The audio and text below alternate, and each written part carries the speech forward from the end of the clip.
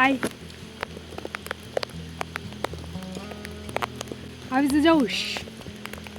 भीमाशंकरचा हा ट्रेक जो आहे भोरगिरी टू भीमाशंकर अत्यंत मान्सूनमधला सुंदर ट्रेक आहे. आणि याच्यामध्ये आम्ही मान्सूनमध्ये म्हणजे अगोदर आमचाही एक काळ होता की आम्ही बसमध्ये निघायचो धबधब्यांखाली, छान एन्जॉय करायचो. पण आता असं पूर्ण डीप निसर्गामध्ये जायला खूप आवडतं.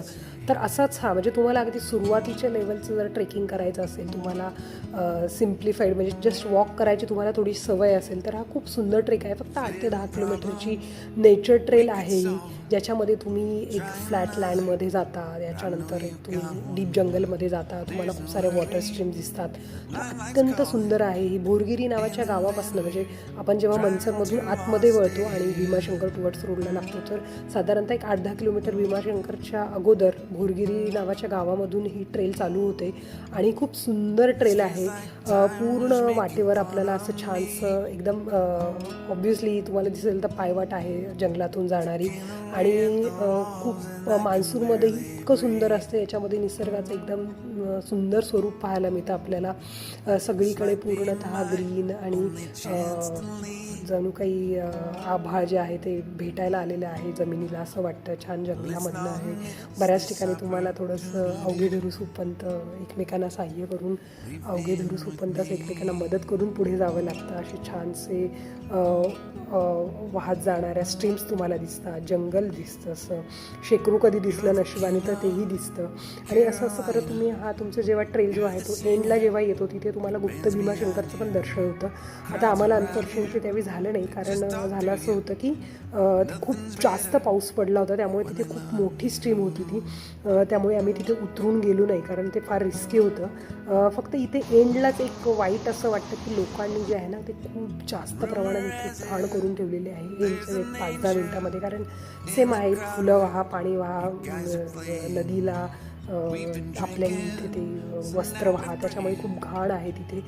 तो एक थोडासा डिसअपॉइंट, जसं म्हटलं ना की लोक येतात की तिथे खूप जास्त प्रमाणात घाण होते, तो तेवढाच आहे. पण अगोदरचा जो निसर्ग तुम्ही भोरगिरी टू भीमाशंकर या 8-10 किलोमीटरच्या वाटेमध्ये अनुभवता, तो हा म्हणजे म्हणतात ना की जमिनीवर कुठे स्वर्ग आहे, तो इथेच आहे, इथेच आहे, इथेच आहे, असं अक्षरशः वाटत राहतं पूर्ण वाटेवर.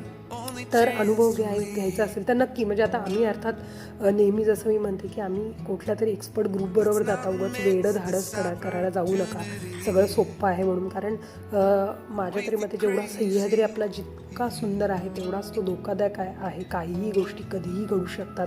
सो तुमच्याबरोबर कोणीतरी पाहिजे की अशा वेळी तुम्हाला इमर्जन्सीमध्ये हेल्प करेल. कारण इमर्जन्सी सिच्युएशन ही जी आहे ते इथे हँडल करणं हे फार महत्त्वाचं आहे. त्याच्यासाठी तुमच्याबरोबर एक्सपर्ट आहेत, हवे आहेत. त्याच्यामुळे तुम्ही जाताना नेहमी शक्यतो कुठल्या तरी ग्रुपबरोबर कनेक्ट होऊन जा ज्यांना चांगल्या पद्धतीचा अनुभव आहे. खूप सुंदर आहे आणि नक्की अनुभव करा. आणि अजून एक विनंती आहे की प्लीज तुम्ही काहीही प्लॅस्टिक नेत असाल बरोबर, तुमचं खायचं काही नेत असाल, चॉकलेट्स किंवा कॅडबरीज किंवा चिक्की, तर त्याचे अगदी कॉर्नरचा पण रॅपर तुम्ही तिथे सोडू नका. आपला कचरा आपल्याबरोबर घेऊन या.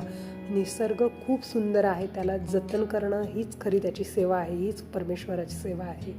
सो निसर्ग तर एन्जॉय करा आणि त्याला मेंटेन पण करूया.